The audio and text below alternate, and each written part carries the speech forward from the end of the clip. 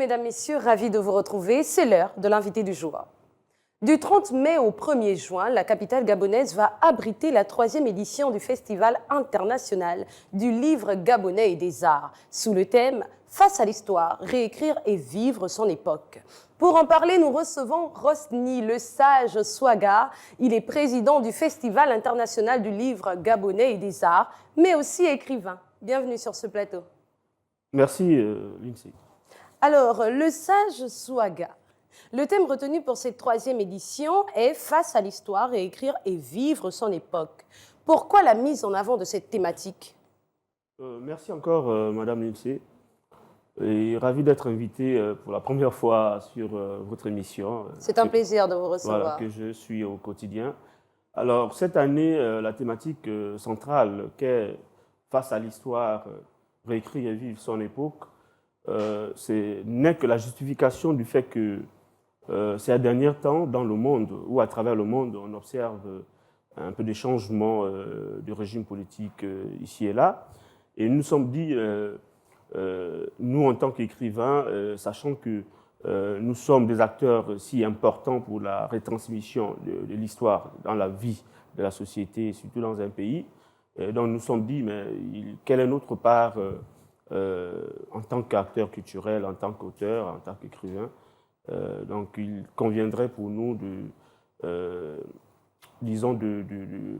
d'en débattre sur pas mal, non seulement de la thématique centrale, mais des sous-thèmes qui ont des liens, autant pour moi, avec la vie en société et pourquoi pas sur la préservation de notre identité culturelle, aussi bien que nous sommes dans une époque transitoire. On va rester sur le thème. Organisé par l'association culturelle Filiga, cet événement compte environ 250 sympathisants ainsi que 60 membres actifs. C'est bien cela? Bien sûr, bien sûr. Et tout en rappelant l'historique de ces journées, quels sont les objectifs à atteindre pour cette année 2024? Comme chaque année, le but en réalité d'organiser cet événement qui est en réalité majeur pour notre pays et référencé sur le plan international parce que nos Filiga aujourd'hui, comme vous l'avez peut-être suivi lors des 2 précédentes éditions, nous réunissons à peu près plus de 20 pays et plus de 40 invités internationaux qui nous viennent de l'Europe, de l'Amérique, de l'Asie et aussi bien que d'autres continents.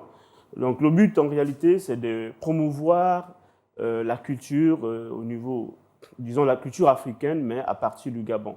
Donc c'est promouvoir le livre et les arts. Donc quand je parle des arts, c'est des arts associés à partir du Gabon. Et comme on fait si bien le constat, pourquoi est-ce qu'on a tendance à penser ou à dire ou à entendre les gens dire que l'Afrique de l'Ouest semblerait plus développée culturellement que l'Afrique centrale. Donc nous nous sommes dit, face à ce constat, puisque d'autant on dit qu'il y a un problème de lecture, il y a un problème, disons, de voir véhiculer le livre au niveau de l'Afrique centrale, nous nous sommes dit qu'il fallait initier ce projet-là pour promouvoir notre culture à partir du Gabon. Vous parliez tout à l'heure des pays. À cette occasion, quels sont les pays qui sont attendus? Cette année, nous aurons la République de Côte d'Ivoire comme pays invité d'honneur et il y aura aussi 17 autres pays, donc la France qui sera là, le Canada, le Sénégal, le Cameroun et d'autres pays de la sous-région. D'accord, alors il ne s'agit pas seulement des pays africains, mais aussi des pays d'Europe et d'Amérique. Effectivement, l'événement, puisqu'on dit, comme son nom l'indique, c'est le festival international. Il fallait bien que nous fassions découvrir notre beauté culturelle, notre littérature, nos arts à tous ces amis qui viennent nous soutenir courant cet événement. Vous avez choisi la Côte d'Ivoire, vous le disiez encore tout à l'heure, comme pays d'honneur. Pourquoi ce choix? Est-ce qu'il y a des critères particuliers quand on sait que l'année dernière, c'était le Maroc? Effectivement. Comme vous savez, chaque année, un pays d'honneur. Donc, le choix sur la Côte d'Ivoire, surtout pour cette année, et je crois que nous l'annoncions depuis le mois de juin 2023. Le choix porté sur la Côte d'Ivoire consiste en ce que la Côte d'Ivoire est un pays aussi culturel, un pays culturel qui, non seulement sur le plan artistique, mais sur le plan littéraire, a enregistré pas mal de grandes figures de la littérature africaine. J'en cite pour exemple Bernard Dadier et pas mal d'autres auteurs, Amadou Koné, qui d'ailleurs m'a inspiré. Voilà.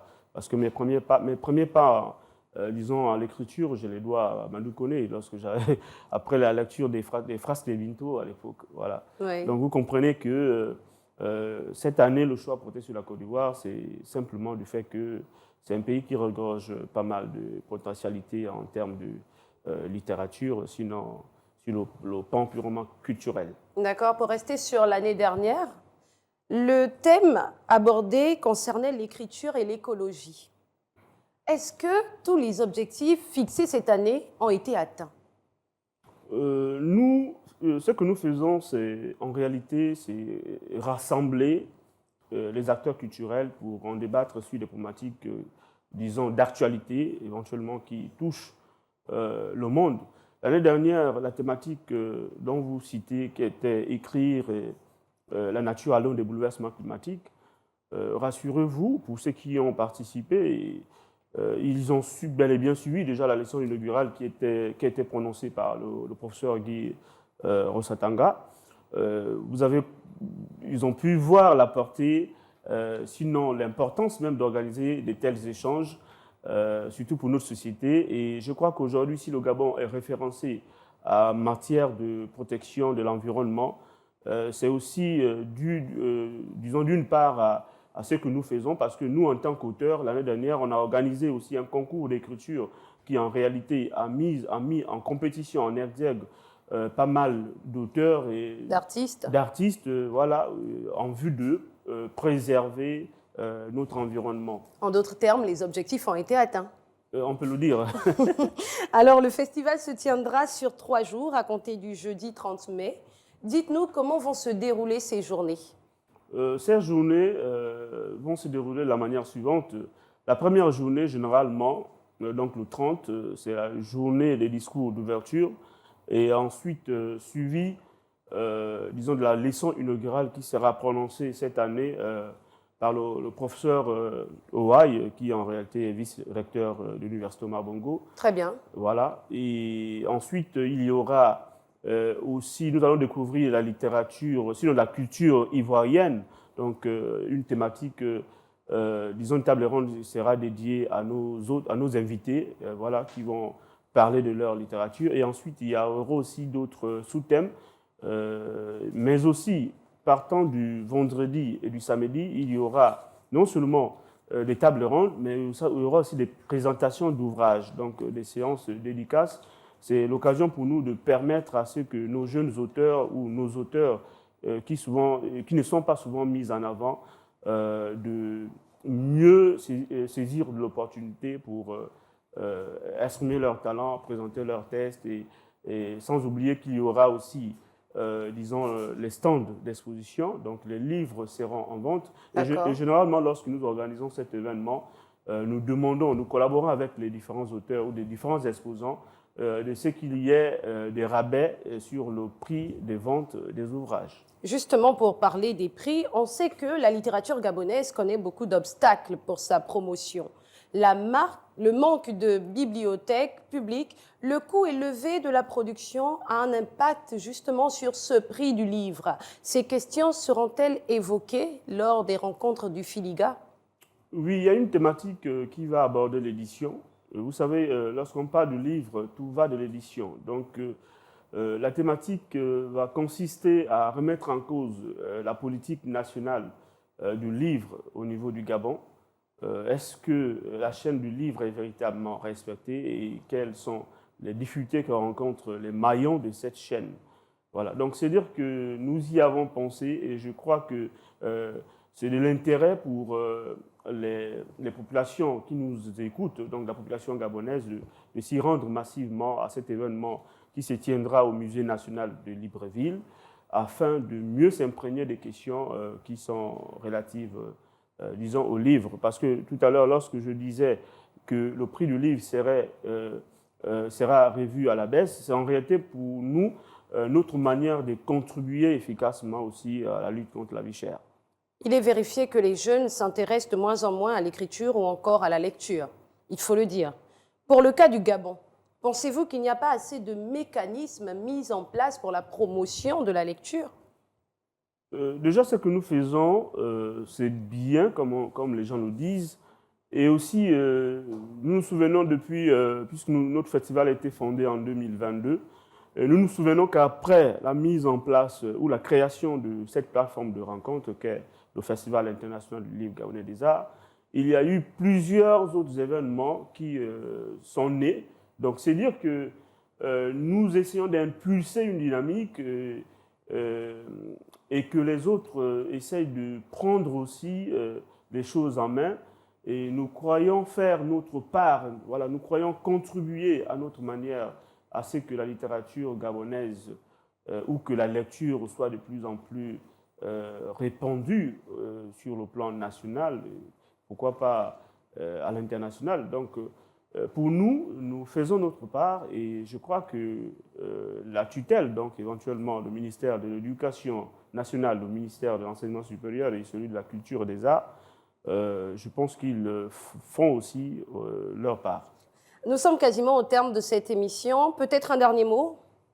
Oui, comme dernier mot, je dirais simplement, j'invite la population gabonaise et africaine, donc éventuellement des diasporas, des pays amis, de s'y rendre massivement du 30 mai au 1er juin 2024 au Musée national, voilà, où nous allons célébrer le livre et les arts africains sous le thème Face à l'histoire, réécrire et vivre son époque.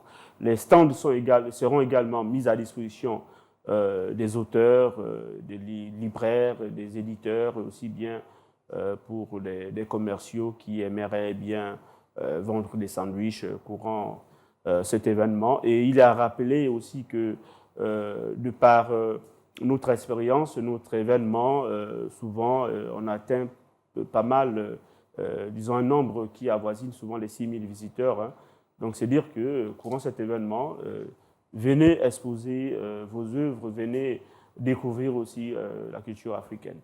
C'est sur cette invitation que nous refermons ce numéro. Nous étions en compagnie de Rosny Le Sage Swaga. Je rappelle qu'il est écrivain et le président du Festival international du livre gabonais et des arts, qui se tiendra du 30 mai au 1er juin prochain. Surtout ne le ratez pas. En attendant, on se dit à très vite aux côtés d'un nouvel invité. Merci à tous pour votre fidélité et bonne suite de programme sur Gabon 24.